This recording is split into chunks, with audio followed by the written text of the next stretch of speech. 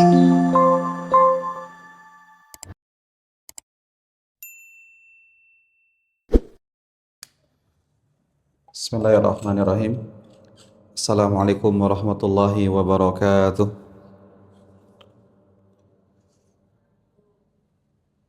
Innal hamdalillah nahmaduhu wa nasta'inuhu wa nastaghfiruh wa na'udzu billahi min syururi anfusina wa sayyiati a'malina. Man yahdihillahu fala mudhillalah wa man yudlil fala hadiyalah. Asyhadu an la ilaha illallah wahdahu la syarikalah wa asyhadu anna nabiyyana wa habibana Muhammadan abduhu wa rasuluh. Allahumma salli wa sallim wa barik wa zid wa an'im ala abdika wa rasulika wa khalilika nabiyina Muhammadin wa ala alihi wa sahbihi wa man iktafa atharahu ila yaumil qiyamah. Faqala azza wa jalla fi kitabihil karim, a'udzu billahi minasy syaithanir rajim. Ya ayyuhalladzina amanu taqullaha haqqa tuqatih wa la tamutunna illa wa antum muslimun. Allahumma alimna ma yanfa'una wa anfa'na bima 'allamtana wa zidna ilma wa arinal haqqa haqqan warzuqna ittiba'ah wa arinal batila batilan warzuqna ijtinabah. Amma ba'du. Ikhwatal iman, hadirin hadirat, Bapak Ibu adik-adik rahimani wa rahimakumullah. Alhamdulillah, pertama-tama kita memuji Allah Subhanahu wa taala. Kita bersyukur kepadanya atas semua kemudahan-kemudahan, atas nikmat hidayah yang Allah curahkan kepada kita hingga sampai saat ini. Yang mudah-mudahan kita semuanya diistiqomahkan dalam ketaatan, dan mudah-mudahan semua amalan kita diterima oleh Allah Subhanahu wa taala. Salawat dan salam kita haturkan kepada panutan kita, junjungan kita, Nabiullah Nabi Muhammad sallallahu alaihi wa ala alihi wa sahbihi wasallam.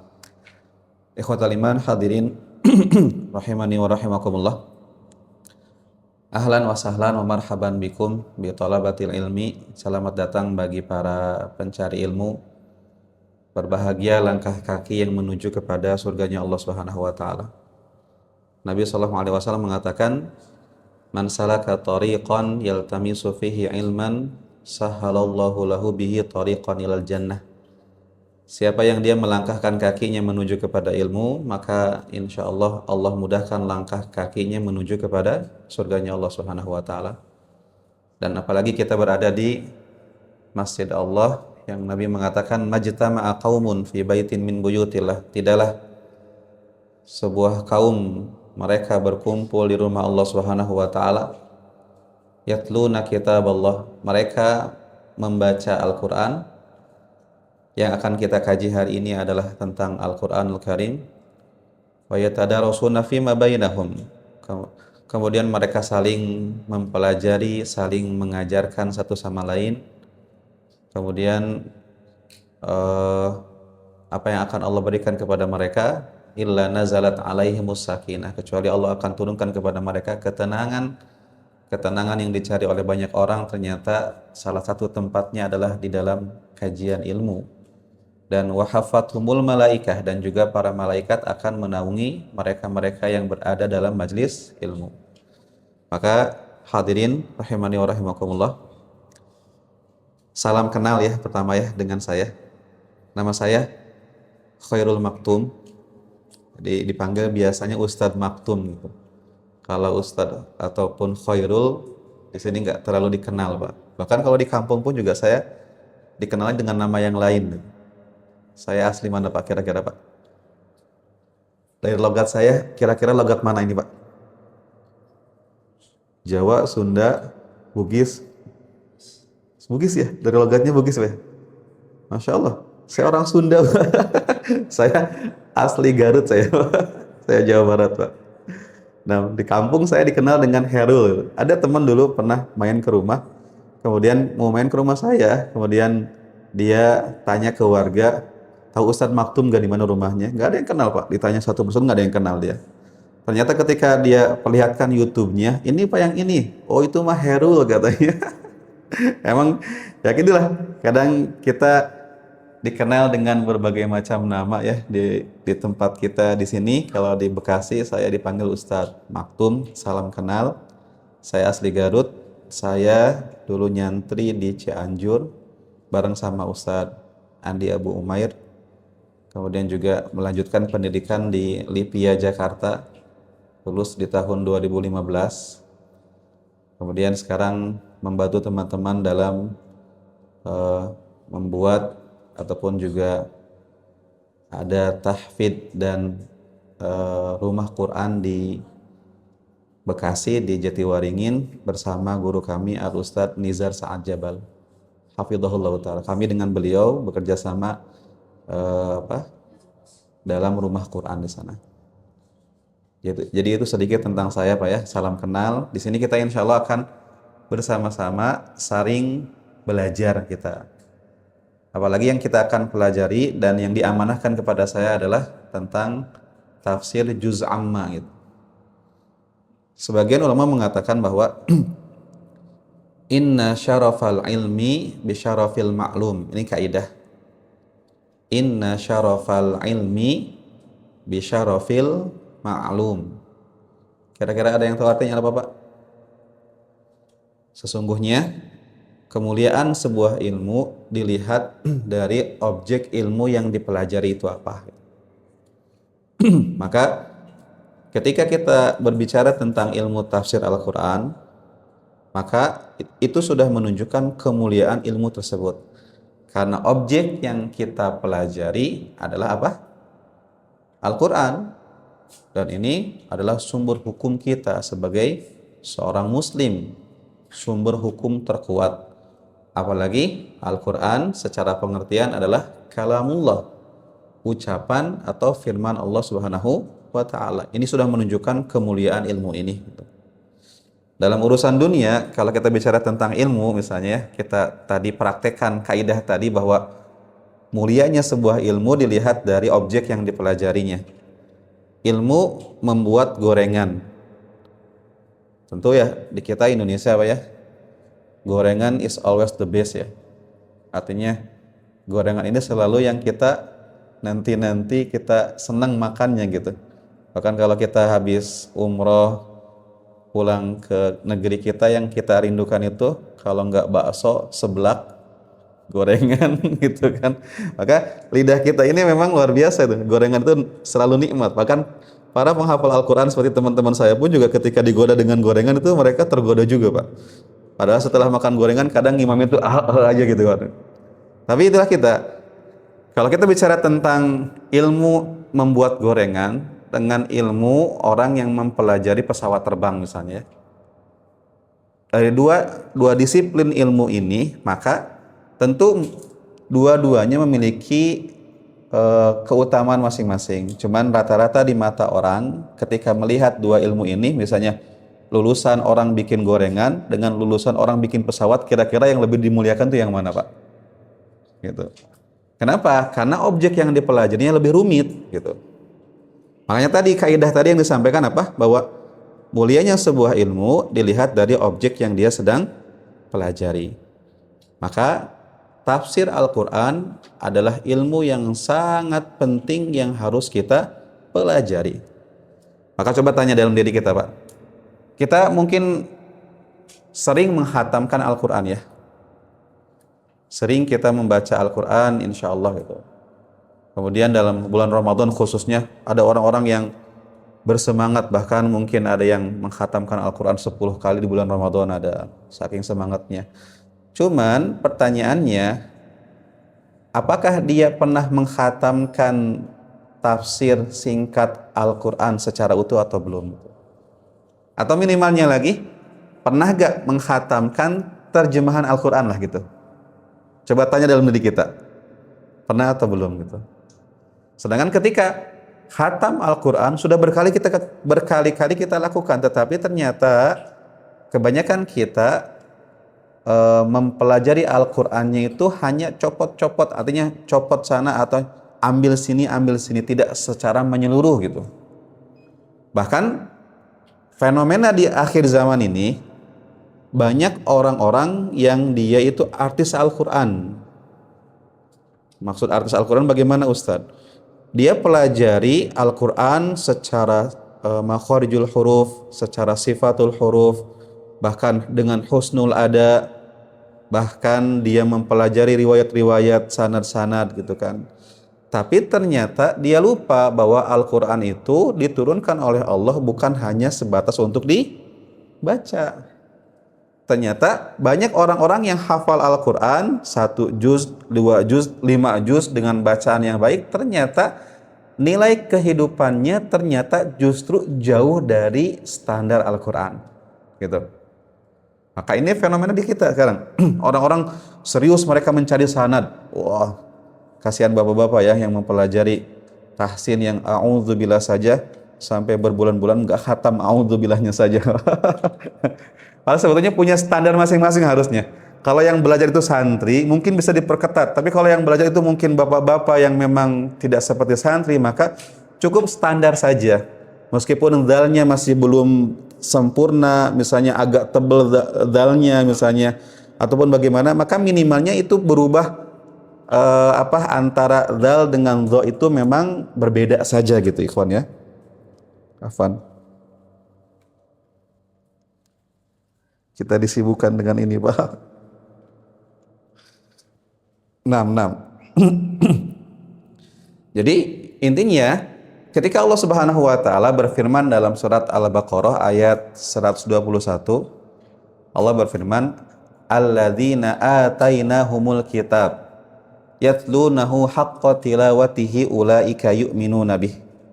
Mereka-mereka yang kami berikan kitab kepada mereka, jadi kami turunkan Al-Quran kepada mereka, kemudian mereka membaca dengan haqqa tilawatihi, dengan pembacaan yang benar gitu. Mereka adalah orang-orang yang beriman kepadanya, kepada Al-Quran tersebut. Nah, haqqa tilawatihi, pembacaan yang benar yang diinginkan dalam ayat tersebut adalah orang mempelajari bagaimana cara membaca Al-Quran. Setelah itu lanjut dengan dia mencoba untuk menghafalkan Al-Quran semampunya dia Pak. Apalagi kan yang paling wajib kan orang hafal surat Al-Fatihah Pak gitu. Pelajari sifat dan makhrajnya dengan benar, Al-Fatihah itu sudah hebat gitu. Kemudian setelah itu dia mentadaburi isi Al-Quran, kemudian mengamalkan Al-Quran dan mendakwahkan Al-Quran. Itu yang diinginkan ketika Allah Subhanahu wa taala menurunkan Al-Quran, dan disebut dengan orang membaca Al-Quran dengan benar seperti itu gitu. Ya. Ini dari sini Pak ya? Dari sini bukan?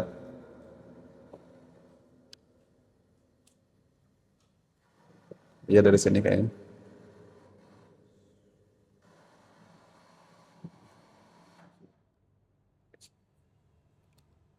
Ini yang di dalam ya? Iya, di dalam. Tes.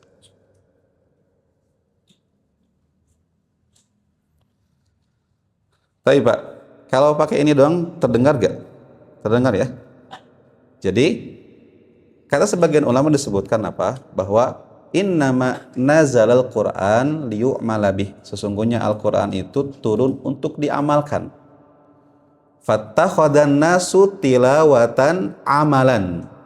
Dan ternyata orang-orang banyak menganggap kalau orang sudah pintar baca Al-Quran, sudah merasa dirinya itu mengamalkan Al-Quran gitu. Paham gak Pak? Jadi ulama ini mengatakan bahwa, saya lupa lagi nama ulamanya, sebentar saya cari ya. Beliau mengatakan apa? Innama nazalal Qur'an liyu'mala bih. Namanya Al-Fudail bin Iyad namanya. Ya. Namanya adalah Al-Fudail bin Iyad. Beliau seorang ulama dari Madinah ya. Yang kalau kita pelajari tentang sejarah beliau, ternyata beliau ini mantan begal yang bertobat kepada Allah, kemudian setelah itu belajar, kemudian menjadi seorang yang diambil ilmunya gitu. Bukan jadi bertobat tapi setelah tobat langsung jadi ustadz, enggak. bertaubat, kemudian setelah itu hijrah istilahnya, kemudian dia belajar kepada para masyayikh, setelah ilmunya diakui, maka orang-orang banyak mengambil ilmu kepada beliau. Namanya adalah Al-Fudail bin Iyad. Makanya jangan kadang kita itu Pak, jangan terlalu suudzon kepada orang-orang yang buruk saat ini ya. Boleh jadi kita nggak tahu siapa umurnya bagaimana, hidayahnya bagaimana. Boleh jadi ternyata beberapa tahun kemudian dia berubah menjadi orang-orang yang baik dan bertakwa kepada Allah Subhanahu wa taala. Umar bin Khattab kan dulunya juga sama. Beliau begitu keras dalam memusuhi Islam. Bahkan sampai ada peribahasa di zaman itu ketika sahabat berhijrah ke Habasyah, ketika itu ada salah satu sahabat mengatakan kepada seorang ibu-ibu yang berharap Umar masuk Islam. Kata sahabat ini, dia mengatakan, engkau berharap Umar masuk Islam? Umar tidak akan masuk Islam sampai keledai bapaknya bisa ngomong asyhadu alla ilaha illallah. Sampai ada perkataan statement seperti ini yang menunjukkan mereka begitu pesimis dengan masuk Islamnya Umar bin Khattab. Saking galaknya permusuhan Umar terhadap kaum muslimin. Ternyata yang membolak-balikan hati siapa? Allah Subhanahu wa taala. Ternyata beliau pun mendapatkan hidayah dan ternyata baik keislamannya, bahkan menjadi orang yang kuat, bertakwa dan diakui bahwa beliau adalah sahabat terbaik setelah Abu Bakar As-Siddiq radhiyallahu taala anhu. Maka jangan terlalu suudzon kepada mereka-mereka yang mungkin lagi buruk-buruknya saat ini. Maka juga jangan terlalu berbangga diri karena hidayah yang kita miliki sekarang. Jangan terlalu ujub. Hebat ya ente ya, orang lain mah nonton bola misalnya, ente mah di sini sholat berjamaah. Perasaan-perasaan seperti ini akan hadir kepada mereka-mereka yang taat kepada Allah Subhanahu wa taala, karena ini godaan setan. Maka berhati-hati dengan sifat tersebut, ikhwan. Maka tadi kembali kepada ini, Al-Fudail bin Iyad beliau mengatakan innama nazalal Qur'an liyu'mala bih. Al-Qur'an itu turun untuk diamalkan. Tetapi padahal kan Fudail bin Iyad ini kan seorang tabi'ut tabi'in ya. Dahulu mungkin ya abad kedua atau abad ketiga gitu. Sekarang abad keberapa Pak? Abad ke-15 ya. Artinya apa? Sudah kita melewati 12 abad. Tetapi beliau di zaman itu mengatakan apa? Manusia di zaman beliau, mereka menganggap bahwa kalau sudah pintar baca Al-Quran, mereka sudah dikatakan mengamalkan Al-Quran. Padahal itu belum ada apa-apanya. Itu baru satu langkah yang dia lakukan supaya dia benar di dalam mengamalkan Al-Quran, yaitu dengan cara mempelajari tilawahnya dengan benar. Maka ikhwan rahimani wa rahimakumullah, jika seandainya ada pahitnya ya, orang yang pintar Al-Quran tetapi amalannya jauh dari Al-Quran. Kemudian orang yang kedua, yang dia bacaan Al-Qurannya itu tidak terlalu pintar, tapi Al-Fatihahnya mungkin dia jaga, dia pelajari, tapi hidupnya itu ternyata dekat dengan Al-Quran. Maka di antara dua orang ini, mana yang paling baik Pak? Ini orang yang kedua yang paling baik gitu. Meskipun yang paling sempurna adalah orang yang bacaan Al-Qur'annya bagus, kemudian hafalannya juga dia terus mengembangkan diri, tidak merasa cukup. Hari ini dia hafal setengah juz, dia pertahankan, masih ada semangat untuk menambah lagi gitu. Maka kolaborasi antara ilmu dan amal inilah yang diinginkan oleh Allah Subhanahu wa taala. Kembali lagi bahwa ikhwan rahimani wa rahimakumullah, sangat penting kita untuk mempelajari Al-Quran, mempelajari tafsir Al-Quran, dan kita amalkan. Karena kata Ibnu Mas'ud radhiyallahu taala anhu, beliau mengatakan, kana rajulu minna, sesungguhnya laki-laki dari kami, yaitu para sahabat, mereka tidak melewati 10 ayat sampai mereka memahami maknanya. Setelah itu mereka mengamalkan 10 ayat tersebut, baru mereka akan berpindah kepada 10 ayat yang selanjutnya. Itulah bagaimana para sahabat radhiyallahu taala anhu. Maka ikhwatal iman hadirin rahimani wa rahimakumullah, itu mungkin sedikit muqaddimah tentang Al-Qur'an ya, yang mudah-mudahan Allah Subhanahu wa taala berikan kemudahan kepada kita untuk diberikan kemudahan di dalam mempelajari tilawah Al-Qur'an dengan baik, dan juga pemahaman makna dan juga diberikan kekuatan untuk bisa mengamalkan Al-Quran. Karena banyak orang-orang yang dia tahu isi Al-Quran, tetapi mereka ternyata ketika mengamalkan mereka tidak mau. Gitu. Maka apa bedanya orang-orang yang seperti ini dengan apa? Orang-orang Yahudi yang Allah sebutkan dalam Al-Quran, ghairil maghdubi alaihim waladdallin. Ya Allah, tunjukilah kami jalan yang lurus, yaitu jalan orang-orang yang Engkau berikan nikmat kepada mereka dari kalangan para nabi, siddiqin, syuhada, salihin. Ghairil maghdubi alaihim, bukan jalan orang yang Engkau murkai. Siapa yang dimurkai oleh Allah Subhanahu wa taala? Siapa mereka, Pak? Yahudi. Kenapa mereka dimurkai? Karena mereka punya ilmu tetapi mereka tidak mengamalkan. Itu tuh. Tahu ini hukumnya haram, tahu ini hukumnya misalnya wajib, malah yang wajib dia tinggalkan, yang haram dia lakukan, padahal dia sudah tahu hukumnya. Dan ternyata yang menggerakkan hati seseorang untuk bisa beramal siapa? Allah Subhanahu wa taala. Nah, ikhwatul iman hadirin rahimani wa rahimakumullah. Jadi insyaallah di setiap Selasa pekan ketiga ini bersama saya kita belajar bersama-sama tentang tafsir Al-Quran, yang kita akan masuk ke tafsir juz amma ya. Tafsir juz 30 yang kita akan ambil hikmah dan pelajarannya. Hari ini kita akan masuk sedikit ataupun misalnya kita akan masuk kepada surat Al-Fatihah terlebih dahulu. Kenapa kita coba kita tafsirkan Al-Fatihah? Karena tentu Al-Fatihah ini surat yang sangat penting ya Pak ya. Kita mungkin bukan orang Arab, Ustadz, kita kan bukan orang Arab ya. Iya betul, memang kita bukan orang Arab. Tapi alangkah baiknya ketika kita membaca Al-Fatihah yang kita baca dalam sholat-sholat kita, kita pahami maknanya dan juga kita tadabburi dan kita amalkan kandungan-kandungan yang ada di dalamnya. Nah, sebelum terjelaskan. Insyaallah ya. Baik. Nah, jadi tentang surat Al-Fatihah. Yang pertama, bismillah. Surat Al-Fatihah memiliki beberapa ciri-ciri ya. Pertama, secara arti Al-Fatihah itu kan artinya apa? Pembukaan. Ya. Ketika kita bicara tentang Al-Qur'an nih, Pak. Apa pengertian dari Al-Qur'an, Pak?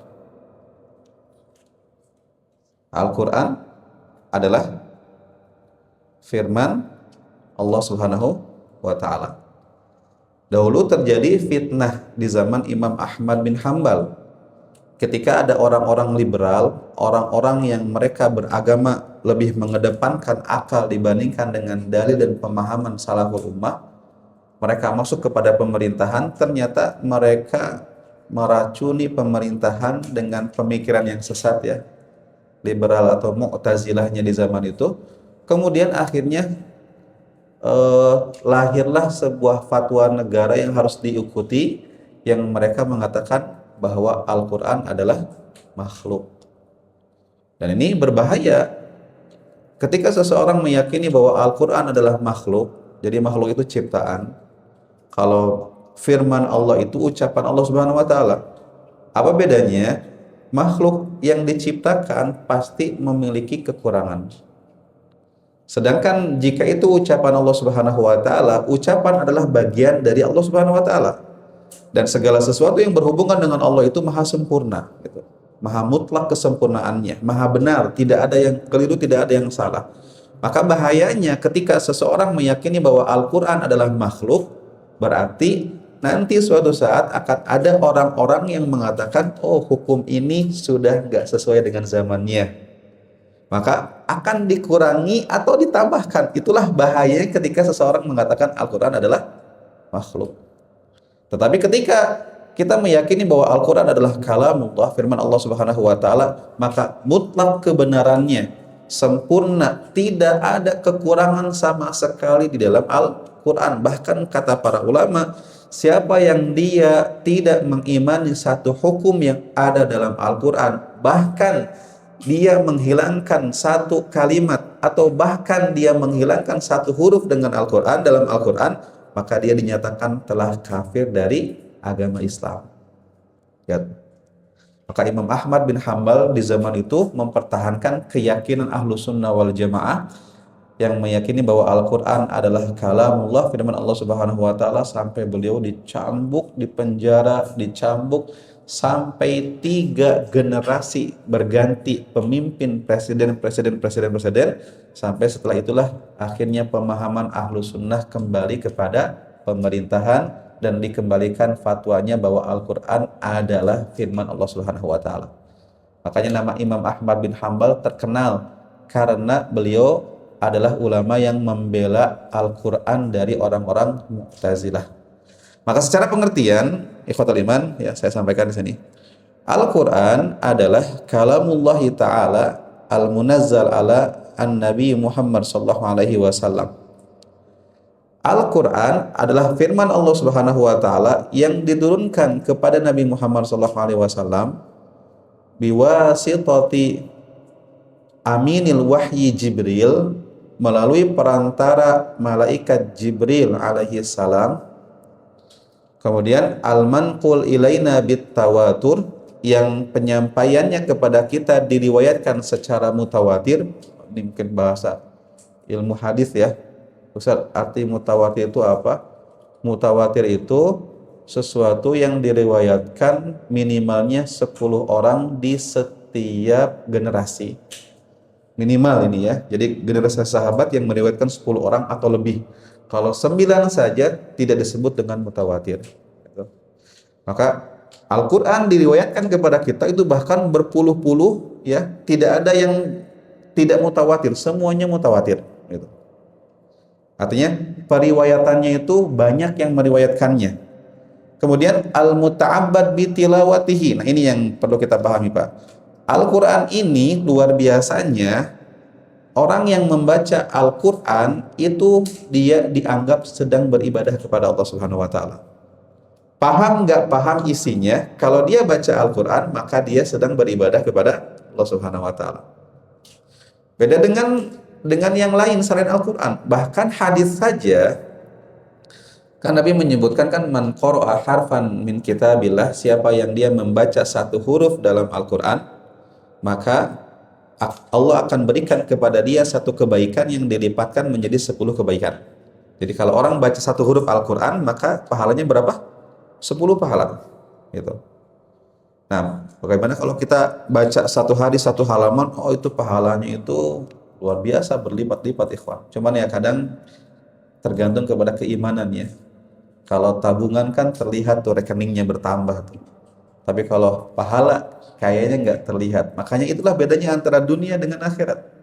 Kenapa orang-orang lebih mencintai dunia? Karena terlihat nikmatnya, enaknya terlihat, terasa. Sedangkan akhirat mereka belum merasakan itu. Makanya kembali kepada apa? Keimanan masing-masing.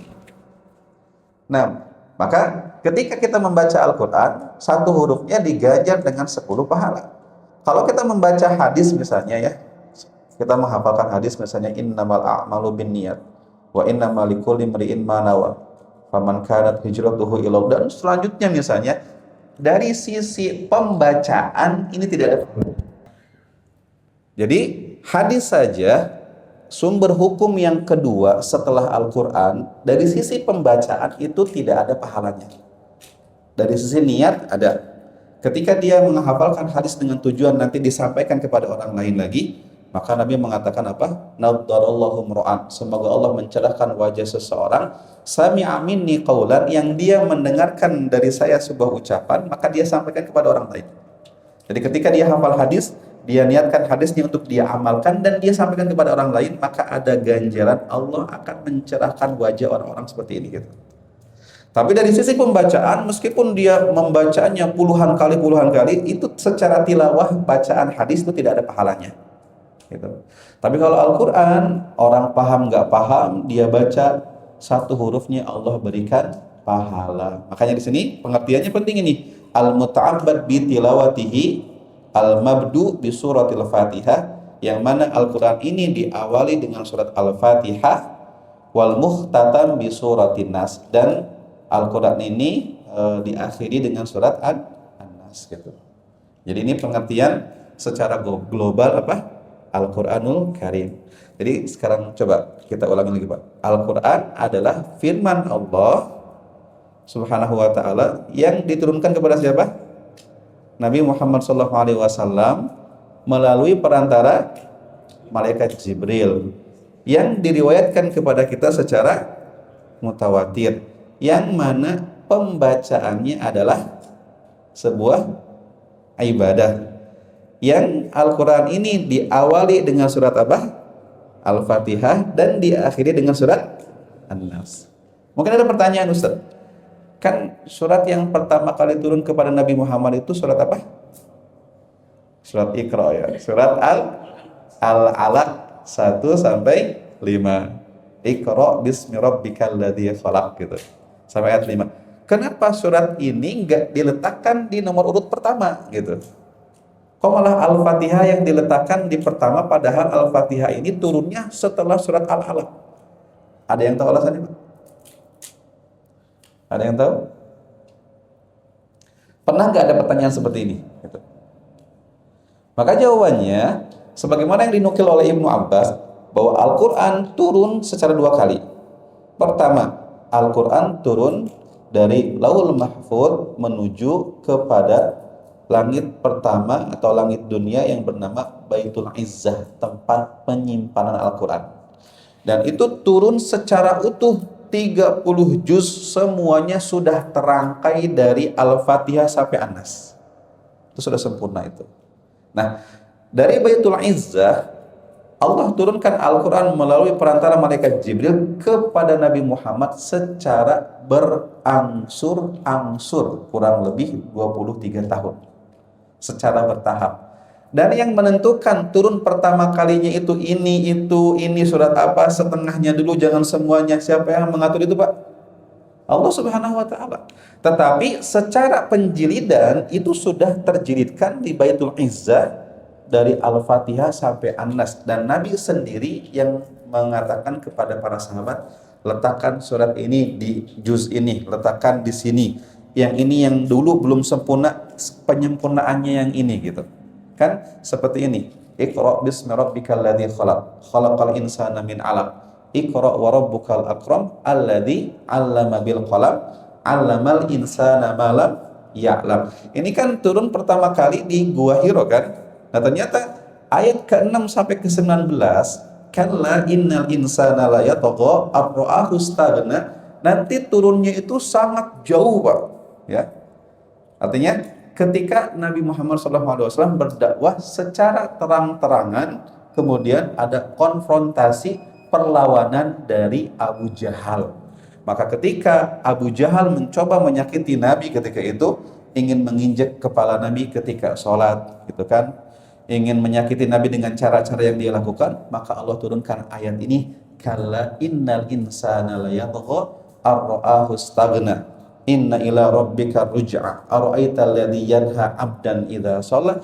Ini mengenai kelakuan Abu Jahal yang ingin mengganggu dakwah Nabi Muhammad sallallahu alaihi wasallam. Jadi setelah bertahun-tahun turun surat setelahnya, maka Nabi mengatakan kepada sahabat, maka letakkanlah ayat ini lanjutan dari surat Al-Alaq yang sebelumnya. Itu semuanya, Pak, yang mengatur itu bukan para sahabat, mereka dengan istihad mereka. Kok Al-Fatihah di sini, kok Al-Baqarah di sini, kok Ali Imran di sini, kok An-Nas di ujung dan sebagainya. Padahal kan An-Nas kan turunnya di Mekah. Surat-surat yang diturunkan di Madinah kan harusnya di ujung-ujung gitu. Seperti Al-Baqarah, seperti surat Al-Maidah ayat 3 misalnya. An-Nisa ada yang diturunkan di ujung-ujung, tetapi semuanya berdasarkan dengan apa? Perintah Nabi Muhammad SAW. Dari apa yang saya sampaikan ini, Pak? Ya, dari apa yang saya sampaikan ini, bagaimana tadi kesimpulannya?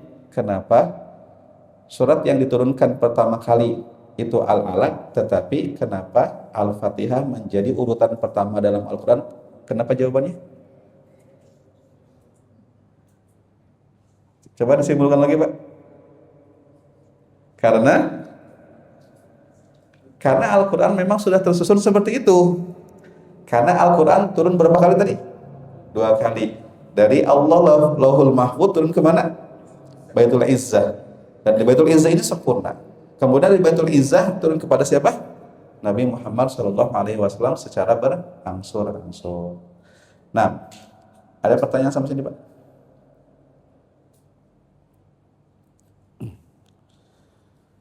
Nah, kita sekarang masuk tadi ke surat Al-Fatihah ya. Al-Fatihah ini memiliki beberapa nama, Pak. Cuman yang paling masyhur di kita adalah surat Al-Fatihah.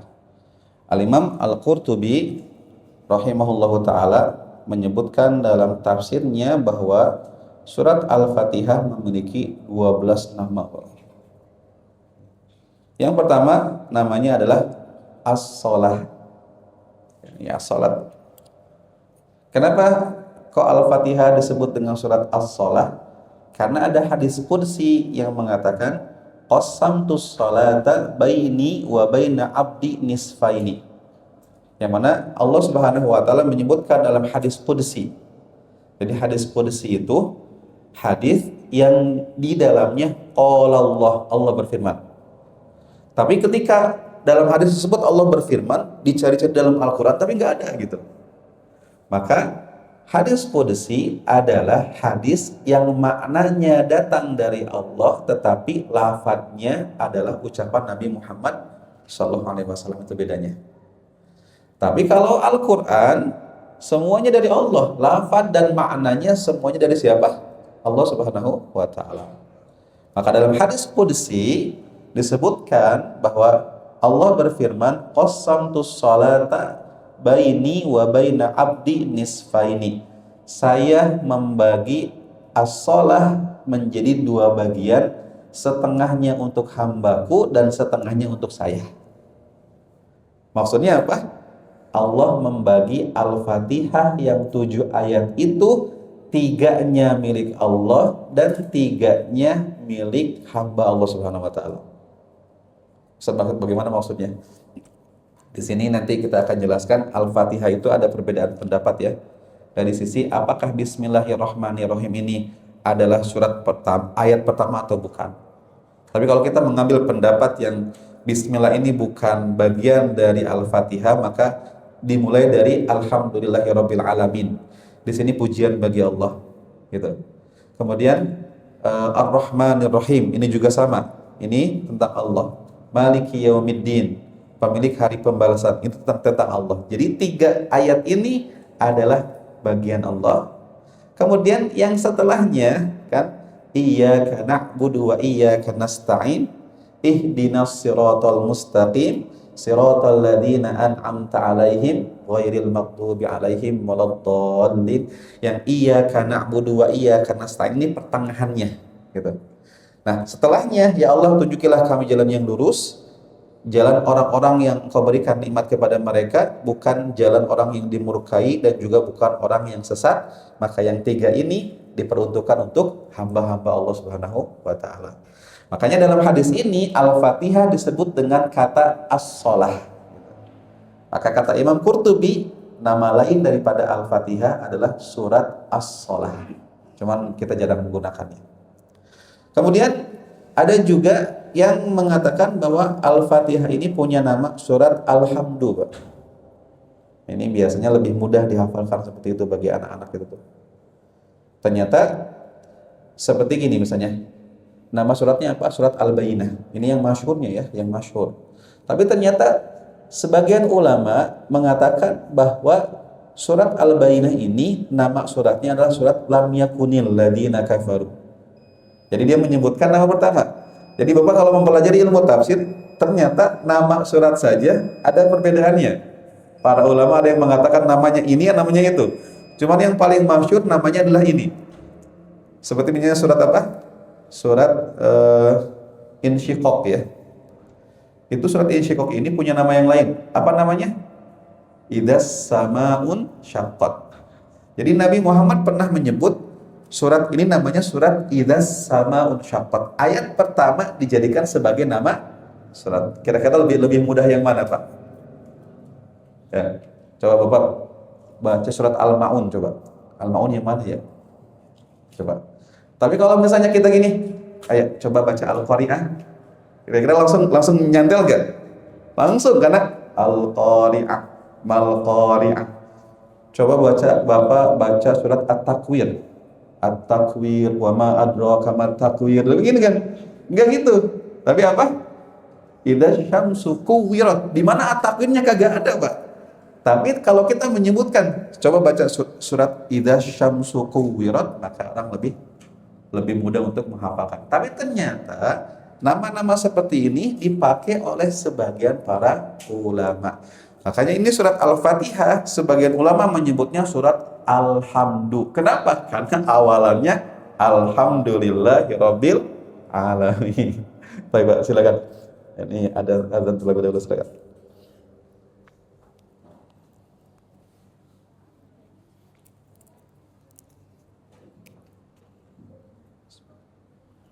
Allahu Akbar, Allahu Akbar, Allahu Akbar,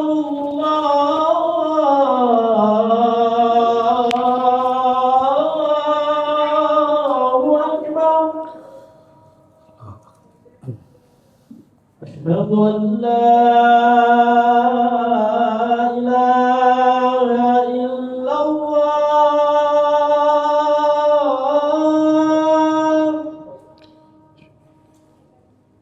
أشهد أن لا إله إلا الله.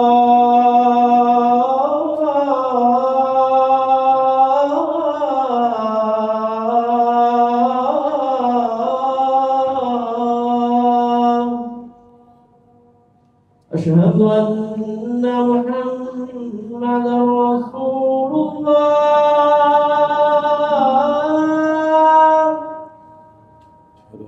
أشهد أن محمدا رسول الله.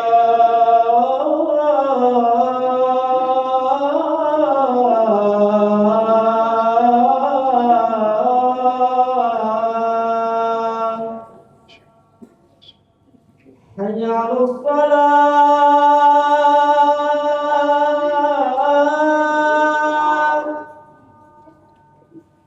حي على الصلاة،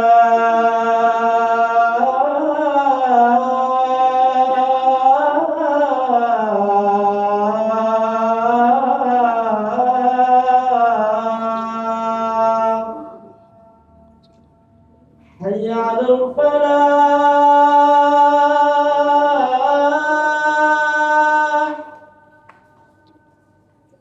حي على الفلاح.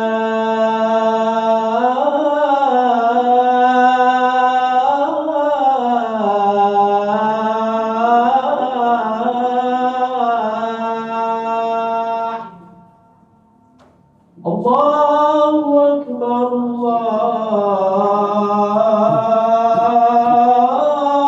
الله أكبر.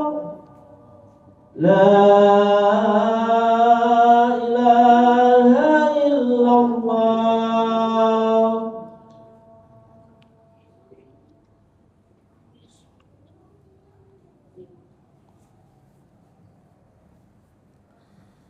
Baik, Pak. Nah, jadi kita lanjutkan lagi sedikit bahwa nama-nama lain dari surat Al-Fatihah tadi adalah Al-Fatihah, As-Salah, kemudian surat Alhamdu, kemudian Ummul Kitab, ya, karena seperti ibunya Al-Quran gitu, Ummul Kitab, karena Al-Quran pun punya nama Al-Kitab.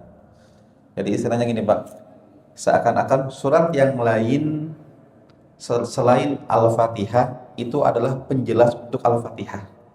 Jadi Al-Fatihah itu seakan-akan ibunya, surat yang lain itu adalah anak-anaknya yang dia menjelaskan kandungan Al-Fatihah gitu. Karena Al-Fatihah itu sudah terkandung di dalamnya ada tauhid, rububiyah, kemudian uluhiyah, asma wa sifat itu ada di dalamnya gitu. Nah, kemudian ya tadi Ummul Kitab, Ummul Quran, kemudian nama yang lain apa? Sab'ul Mathani yang Allah sebutkan dalam surat Al-Hijr. Walaqad atainaka sab'an minal mathani. Sungguh kami telah memberikan kepada engkau wahai Muhammad 7 ayat yang berulang-ulang, yaitu Al-Fatihah. Jadi Al-Fatihah itu ada 7 ayat. Cuma nanti ada khilafnya, ayat 7 itu mana saja gitu. Apakah memang dari bismillah? Karena kebanyakan mushaf yang kita baca, ayat pertama dalam Al-Fatihah itu adalah Bismillahirrahmanirrahim, dikasih nomor ayat nomor 1. Nanti kita akan sampaikan. Kemudian nama lain apa? Asy-Syifa, ya. Nama yang lain adalah Ar-Ruqyah. Karena Asy-Syifa dengan Ar-Ruqyah ini, Asy-Syifa artinya penyembuh, Ar-Ruqyah artinya ayat-ayat yang digunakan untuk meruqyah. Sebagaimana hadis Bukhari, ketika seorang sahabat yang bernama Abu Sa'id Al-Khudri, beliau bersafar dengan beberapa sahabat. Kemudian ketika mereka melewati sebuah perkampungan, mereka ternyata tidak diterima di sana, bahkan ditolak. Jadi jangan masuk ke kampung tersebut itu. Akhirnya sahabat-sahabat ini, ya, mereka pun akhirnya beristirahat di luar perbatasan kampung mereka. Ternyata di kampung tersebut terjadi kejadian, yaitu kepala sukunya ternyata digigit oleh hewan berbisa. Walau alam apakah ular, apakah kalajengking, cuman dia digigit ya, dengan racun. Kemudian akhirnya mereka pun mencari cara pengobatan. Akhirnya mereka pun mendatangi para sahabat yang mereka nggak terima itu. Kemudian ditanya, apakah dari kalian ada seseorang yang bisa menyembuhkan gitu kan? Maka akhirnya ada sahabat yang mendatangi kepala suku ini, kemudian dibacakan surat Al-Fatihah dan dia yakin, tawakal yang kuat kepada Allah bahwa surat ini bisa meruqyah. Maka akhirnya dia ruqyah, ternyata dengan membaca surat tersebut orang ini, kepala suku ini sembuh dengan izin Allah Subhanahu wa taala. Akhirnya dia pun diberikan hadiah seekor kambing sebagai hadiah upah dari ruqyah yang dilakukan. Maka akhirnya mereka pun pulang kepada Nabi Shallallahu alaihi wasallam, kemudian menceritakan kisah tersebut. Maka Nabi mengatakan, dari mana engkau tahu Al-Fatihah bisa dijadikan ruqyah? Artinya Nabi kaget dan bangga, tapi kaget dari mana tahu, padahal sebetulnya iya, memang Al-Fatihah ini memang bisa dijadikan sebagai ayat untuk apa? Meruqyah. Maka Nabi mengatakan, maka makanlah kambing tersebut dan berikan hadiahkan kepada saya sebagian. Artinya sebagai persetujuan bahwa upah dari meruqyah seseorang itu secara hukum itu hukumnya halal. Jadi kalau ada orang dia membantu orang lain yang ternyata misalnya ada gangguan jin ataupun bisa, sebetulnya kalau kita melihat kepada ayat kepada hadis tadi kan, sebetulnya kalau misalnya kita punya sakit kepala, misalnya sakit-sakit yang mungkin menyerang tubuh kita, kalau kita kuat tawakalnya kepada Allah, dibacakan Al-Fatihah, insya Allah itu menjadi sebab sembuhnya penyakit tersebut. Dan Ibnu Qayyim Al-Jauziyah, beliau seorang ulama yang sering membahas tentang penyakit-penyakit, baik itu penyakit badan dan penyakit mental. Beliau memberikan testimoni kepada kita. Beliau mengatakan, ketika saya sakit kepala, ketika saya sakit perut, saya sering meruqyah diri saya dengan Al-Fatihah dan ternyata mujarab sembuh penyakit-penyakit beliau dengan bacaan Al-Fatihah tersebut. Cuman kembali kepada apa? Keyakinan dan tawakal kita masing-masing, Pak. Kadang ayat ruqyah, ketika seseorang membaca ayat ruqyah ya kepada orang yang kesurupan, kadang si jin yang bertahan di tubuh tersebut kadang kuat, kadang bertahan, kadang kabur dia. Tergantung orang yang meruqyahnya kadang. Kekuatan iman orang yang meruqyah itu sangat mempengaruhi ruqyah tersebut gitu. Tapi sebetulnya secara modal Al-Fatihah ini ternyata bisa dijadikan sebagai apa? Sebagai ruqyah. Nah, jadi tadi kesimpulannya apa? Bahwa upah yang diambil dari hasil meruqyah seseorang itu secara hukum itu halal, Pak ya. Cuman kadang ketika memang menyebutkan angka, ini yang diperdebatkan. Boleh nggak sih nyebutin angka gitu? Cuman kadang gini, kadang ketika nggak disebutin angka, orang kadang sembarangan ngasihnya tuh. Tapi ketika disebutin harga, disebut jual ayat ente ya, kadang gitu dilemanya tuh, kadang gitu Pak. Ini hanya harus kembali kepada niat orang yang meruqyahnya. Jaga keikhlasannya karena Allah Subhanahu wa taala. Tapi orang yang dibantu dengan ruqyahnya juga tuh harus tahu dia datang dengan bensin, mungkin dia ninggalin kerjaannya, keluarganya, atau mungkin dia memang bertakhusus di hal seperti itu, maka secara hukum agama itu diperbolehkan, Pak ya. Nabi SAW menyebutkan dalam hadis Bukhari, bahwa upah yang paling terbaik dimiliki seseorang adalah upah yang didapatkan dari Al-Quran. Tapi maksud hadis ini adalah Al-Quran yang dia miliki ini bermanfaat untuk orang, terajarkan. Misalnya jadi guru Al-Quran. Kan Al-Quran yang menjadi ilmunya itu kan diberikan kepada yang lain ya, diajarkan. Maka yang seperti ini, guru yang mendapatkan gaji seperti ini, maka kalau kita melihat kepada hadis Bukhari tadi adalah sebaik-baiknya upah yang diterima seseorang adalah upah yang dia dari Al-Quran. Kadang-kadang orang kan gitu, wah itu jual ayat ini, masa nggak ikhlas karena Allah Subhanahu Wa Taala. Kadang ke sana, wah ini kita hanya harus dikembalikan kepada keikhlasan masing-masing. Nah, tapi kalau saya ngelihat, kalau ruqyah itu juga sama, itu bantuan ya. Tapi kalau dia ada orang baca Al-Quran, misalnya dia baca Al-Quran, kemudian didengarkan oleh orang, kemudian orang bayar dia karena dia membaca Al-Quran, maka yang seperti ini terlarang ini Pak. Ya. Kalau tadi kan paham nggak bedanya? Yang dia jual kan tilawahnya, dia baca kepada orang, kemudian orang pun memberikan upah kepada dia, ini terlarang. Tapi kalau dia mengajarkan Al-Quran kan dia ajarkan Pak, ilmunya ditransfer. Kalau orang mendengarkan tilawahnya dia itu nggak tertransfer apa-apa kecuali ya kenikmatan tilawah doang sih, gitu kan. Maka walau alam bisawab, ada pro kontra dalam masalah upah dalam mengajarkan Al-Quran. Cuman hadisnya betul Bukhari bahwa sebaik-baiknya upah yang diambil adalah upah yang diambil dari Al-Quran. Cuman perhatikan di sini, kalau ruqyah itu kan memberikan manfaat kepada orang yang tadinya sakit menjadi sehat karena apa? Karena ruqyah tersebut. Kemudian mengajarkan Al-Quran yang tadinya nggak bisa baca menjadi bisa baca, kan ada jasa yang ditawarkan. Tapi kalau ada orang dia tilawah, auzubillah, kemudian dia pun membaca Al-Quran, tiba-tiba dibayar setelah dia baca Al-Quran, ini yang memang jangan diambil gitu. Wallahu a'lam bishawab. Baik Pak Nam, sampai sini dulu. Ada pertanyaan Pak? Kita baru membahas, ini kita lagi ngobrol aja untuk muqaddimah mempelajari ilmu tafsir. Jadi kita baru masuk kepada nama-nama surat Al-Fatihah, belum kepada kandungan-kandungan yang ada di dalamnya gitu. Ada pertanyaan Pak? Fadhal, fadhal. Tadi kita sebutkan tentang membaca Al-Quran di ayat tadi. Tapi di bab kita kan sering ada hajatan, mau nikahan, ini kan dipanggil untuk dibaca Al-Quran. Nah itu berat Pak, saya jawabnya tuh. Iya, itu dibayar Ustaz.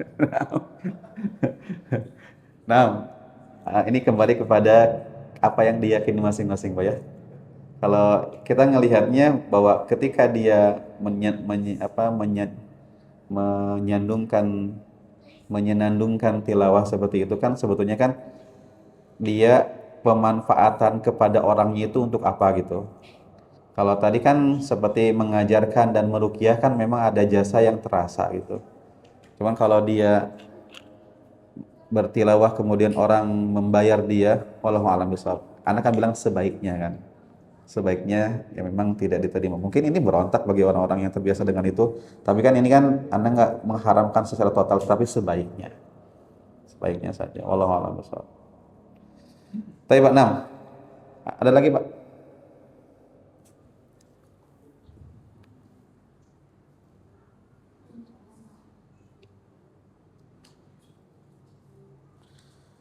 Kemudian nama yang lain ada namanya Al-Asas, karena asas itu artinya pondasi. Al-Asas. Jadi Al-Fatihah itu adalah pondasinya.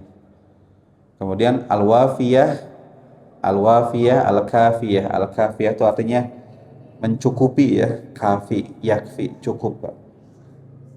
Artinya isi Al-Fatihah di dalamnya secara umum itu sudah mencukupi keimanan seseorang itu kalau dia mengamalkannya dengan benar isi Al-Fatihah itu. Dan mungkin di pertemuan yang akan datang kita akan bahas tentang keutamaan-keutamaannya. Kemudian setelah itu masuk secara ringkas tafsir per ayat dari surat Al-Fatihah itu. Mudah-mudahan nantinya harapannya ketika Bapak membaca Al-Fatihah yang kita baca dalam sehari 17 kali kan ya, 17 rakaat dalam sholat kita, maka ahsannya ketika kita baca itu memang kita paham apa yang kita baca sehingga lebih menjiwai dan khusyuk ketika kita membaca Al-Quran itu, Al-Fatihah khususnya. Kenapa orang-orang yang paham bahasa Arab bisa menikmati tilawah Al-Quran mereka karena mereka memahami isi Al-Quran. Apalagi ketika berbicara tentang kisah Umar bin Khattab sering menangis ketika membaca surat Yusuf karena alur yang ditawarkan dalam surat tersebut dari awal surat sampai akhir kisah itu luar biasa. Maka beliau sering menangis ketika membaca surat Yusuf. Kenapa bisa menangis? Karena memahami isi Al-Qur'annya. Wallahu a'lam bishawab. Maka tantang diri kita, Pak.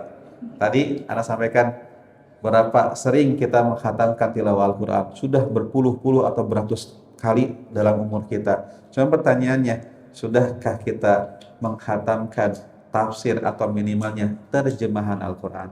Meskipun ini perlu apa?